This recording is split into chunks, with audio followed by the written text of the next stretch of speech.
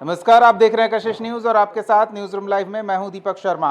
शुरुआत करेंगे। मॉनसून का प्रभाव अब देखने को मिल रहा है। मॉनसून मेहरबान है और मॉनसून की मेहरबानी लोगों के लिए परेशानी का सबब बन गई है। खास तौर पर अगर राजधानी पटना की बात करें तो कुछ घंटों की बारिश होती है और कई घंटे लोग परेशान रहते हैं, क्योंकि जल जमाव एक विकराल समस्या बनकर सामने आई है। तस्वीरें आपको हम दिखा रहे हैं और तस्वीरों को देखकर आप ये समझ पा रहे होंगे कि समस्या कितनी गंभीर है, क्योंकि दो मंत्री जल जमाव की समस्या से निजात दिलाने के लिए लोगों को क्या उपाय किए जा रहे हैं, उपाय कितने कारगर हैं और क्या किया जाना चाहिए, इसको लेकर अधिकारियों की पूरी फौज के साथ सड़क पर उतरे, जिसकी तस्वीर आप देख रहे हैं। नितिन नवीन और जीवेश मिश्रा दो मंत्री एक साथ पटना की सड़कों पर पूरे नगर निगम की फौज के साथ वो तमाम उपकरण आपको अगल बगल देखने को मिल रहे हैं, जिनके जरिए नालों की सफाई मानसून से पहले कर लिए जाने का दावा किया गया था। जल निकासी के लिए संप मशीन तैयार है, इसका दावा किया गया था। और देखिए ये सड़कें जिस पर फर्राटा दौड़ती है गाड़ियां, दो मंत्री टखने तक पानी में खड़े होकर, और ये बारिश का पानी नहीं है बल्कि ये नाले का पानी है, जो नाला भर जाने के कारण सड़क पर आ गया है। और उस पानी में मजबूरी समझिए मंत्री जी की कि चुनाव से पहले इस विकट समस्या का सामना लोगों को करना पड़ रहा है। ऐसे में उन्हें नाली के पानी में उतरकर पटना वासियों को यह आश्वस्त कराना पड़ रहा है कि सरकारी महकमा उनकी समस्या के समाधान को लेकर तत्पर है। हमारे सहयोगी ने जीवेश मिश्रा से बात की है, मंत्री जी का क्या कहना है, एक बार वो सुनते हैं। विकास आवास के सारे अधिकारी, मुझे प्रसन्नता है कि कल रात से ही पूरे कंकड़बाग समेत पूरे पटना में उनका अभियान जारी था वाटर लॉगिंग क्लियर करने का। लगातार 10 घंटे से अधिक तेज बारिश पटना के अंदर हुई है। पिछले कई वर्षों का रिकॉर्ड एक साथ बारिश होने का रिकॉर्ड सबसे ज़्यादा पानी कल हुआ है। मुझे प्रसन्नता है कि हमारे सभी अधिकारी, मैं खुद ही रात को पूरा भ्रमण कर रहा हूँ, सभी जगह से पानी निकाला जा चुका है। कहीं वाटर लॉगिंग इस समय नहीं है। पूरे पटना में कंकड़बाग का एरिया है जहाँ मैं अभी घूम रहा हूँ। नगर विकास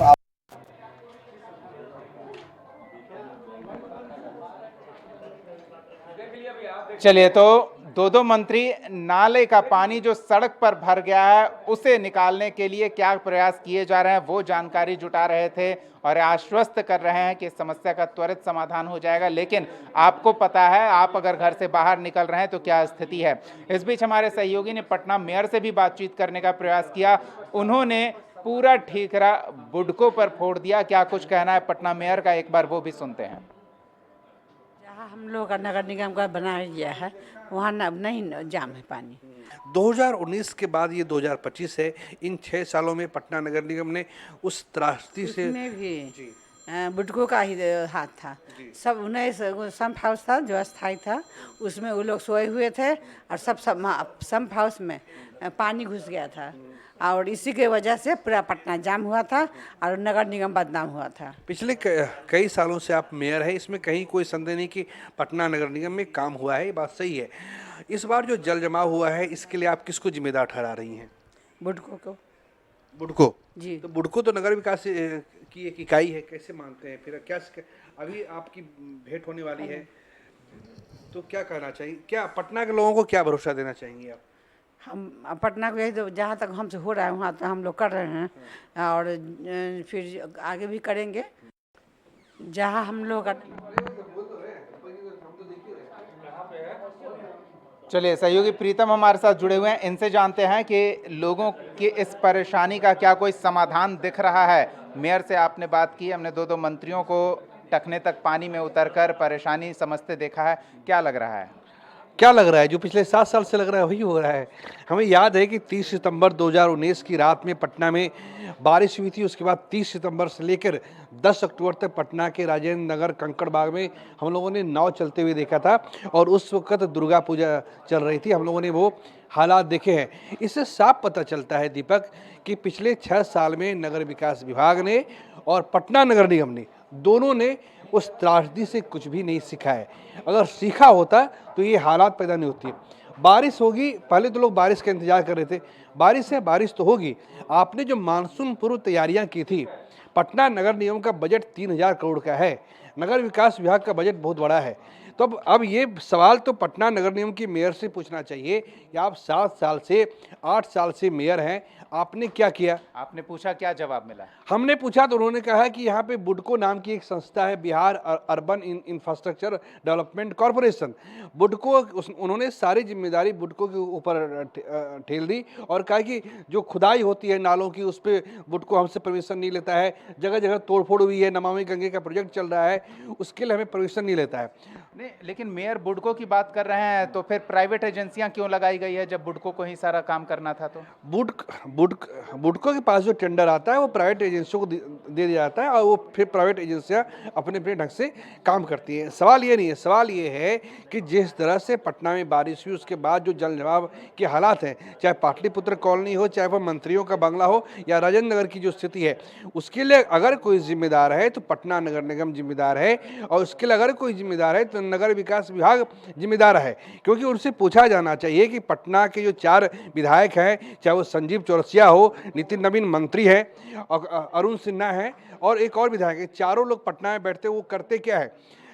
जल जमाव के लिए हर साल नगर निगम बारिश से पहले जो है मानसून के पहले वो नालों की उड़ाई करता है, नालों की सफाई करता है।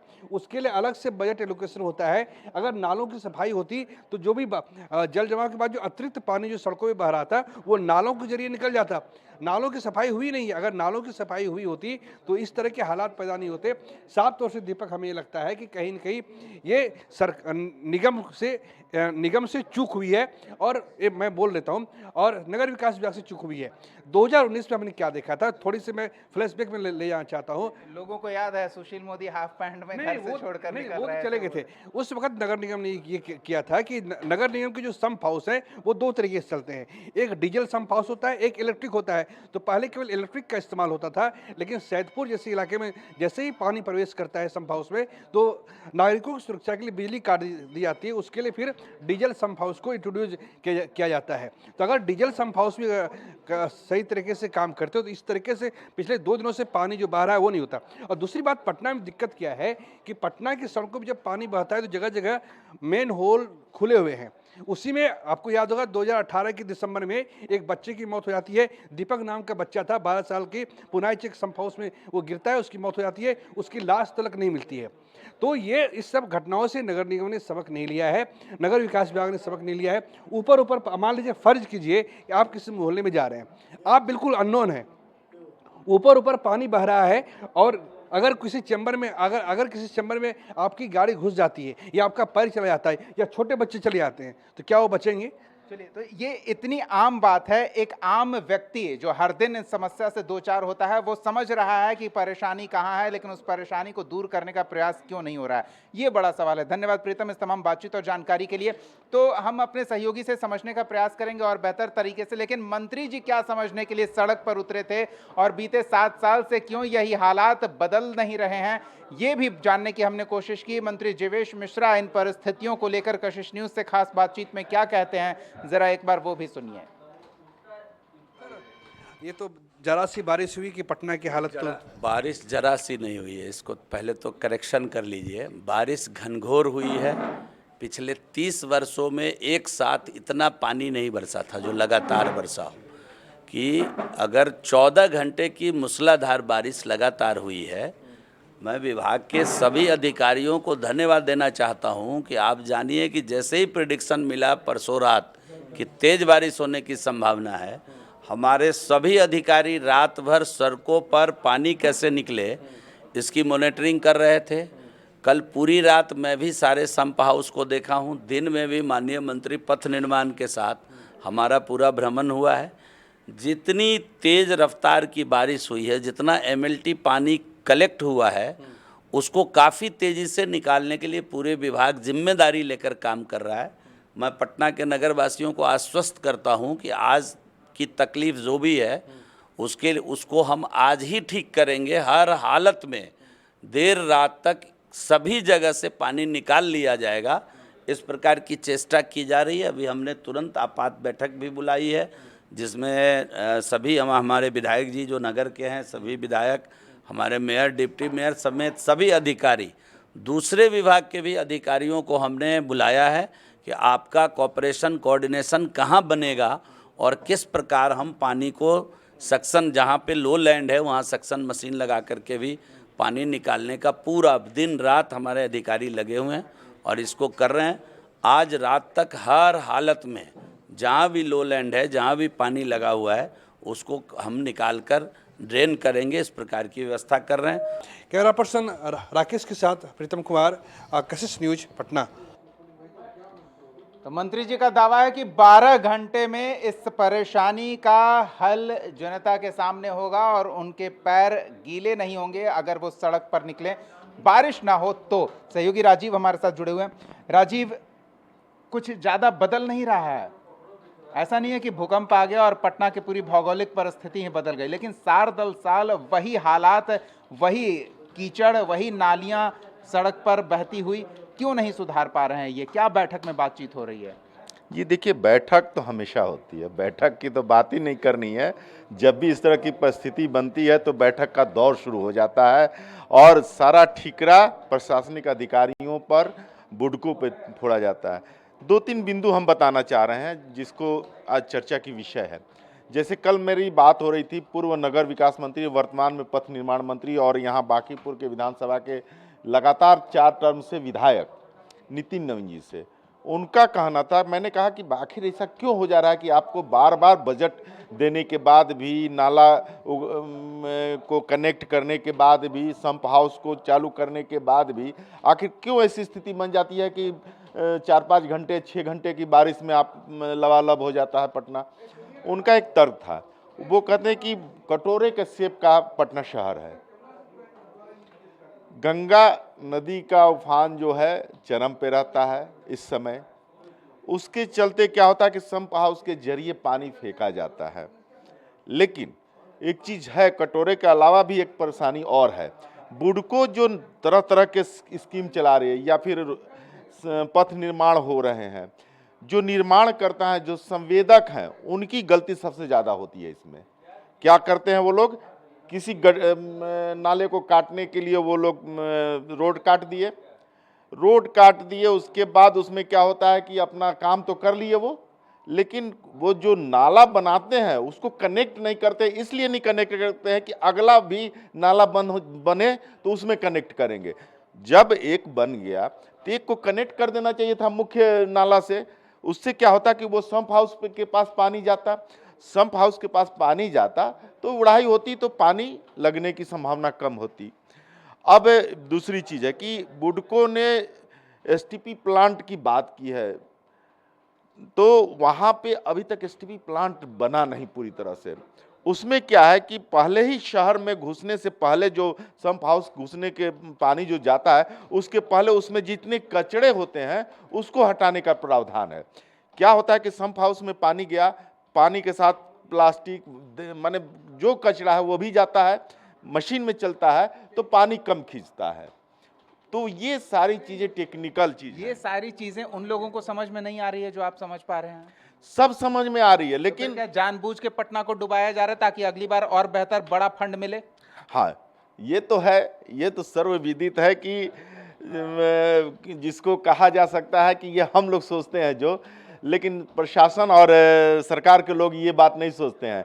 जैसे कल की ही बात कर लें, कल जीवेश मिश्रा जी और नितिन नवीन जी दोनों नगर विकास, एक पूर्व नगर विकास मंत्री, एक वर्तमान नगर विकास मंत्री, रात को 11 बजे घूमते हैं, सड़क पे जाते हैं, पानी लगा हुआ देखते हैं, अधिकारी दिखाते हैं ये हो रहा है, ये हो रहा है, यहाँ से पानी सर निकल जाएगा, हमको 2 घंटा समय दीजिए, हमको 4 घंटा समय दे। अधिकारी बता दिया, मंत्री जी को बता दिया कि सर ये परेशानी है, अगले वाले में हम लोग को ये फंड रिलीज कर दीजिएगा तो इस पानी से हम लोग को निजात मिल जाएगा।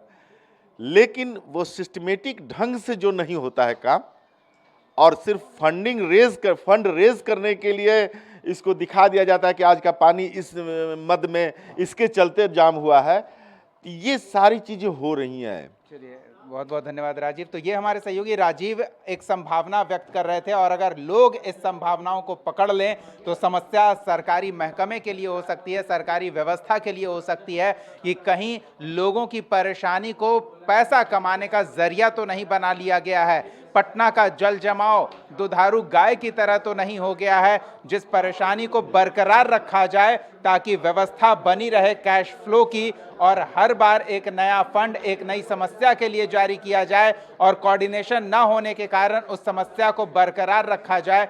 ये गंभीर स्थिति है, पटनावासियों को इन स्थितियों से दो चार होना पड़ रहा है।